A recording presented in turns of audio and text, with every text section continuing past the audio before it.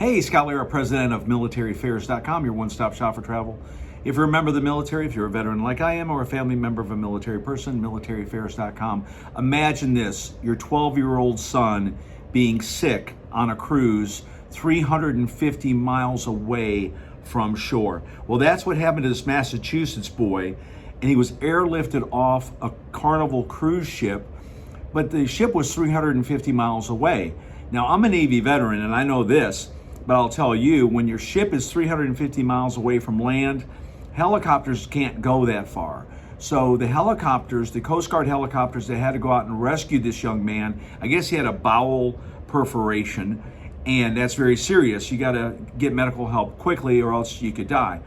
So the Coast Guard, they had to refuel a couple times, and I'm just looking here at the different news stories. It was the 920th Rescue Wing of the Air Force, two HH-60G Pave Hawk helicopters, and two HC-130J Combat King II aircraft, and two teams of combat rescue officers and pararescuemen flew to the ship's location to get Aiden.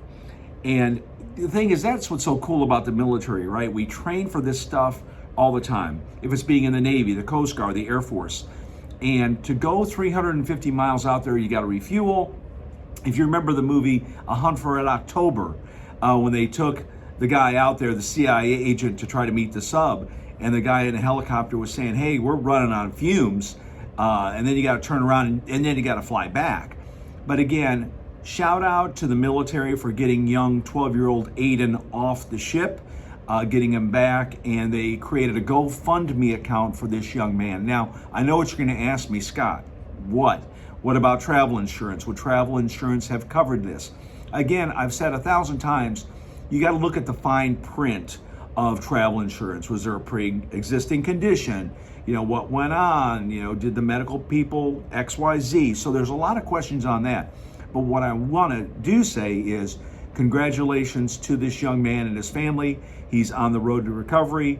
I'll put a link to the GoFundMe account in the description in case you want to, help this young man out. I think they're only asking for like $3,000 or $4,000. It's not like $100,000.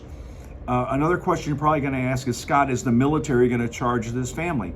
I don't know, but you hear about this stuff all the time where a cruise ship will be out to sea. Somebody gets hurt, somebody gets sick, and usually it's the Coast Guard that will go out there and, they'll fly over and either, they'll rappel, somebody down and then, get them in the basket and then pull them back up to the helicopter and take them off. Quick story, a good friend of mine and his wife were on a cruise with me, and she had a heart attack, and we were off the coast of Puerto Rico. And so once we got into Puerto Rico, we were told, please do not send the person to the hospital in Puerto Rico, get them back to the US.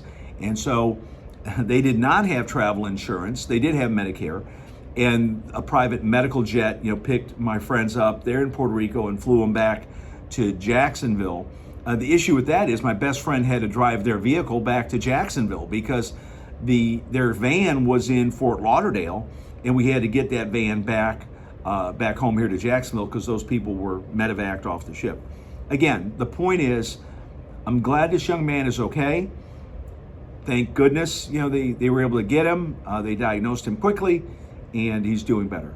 Scott Lara, president of military-affairs.com. Have a great weekend, and I'll talk to you again next week. Thanks.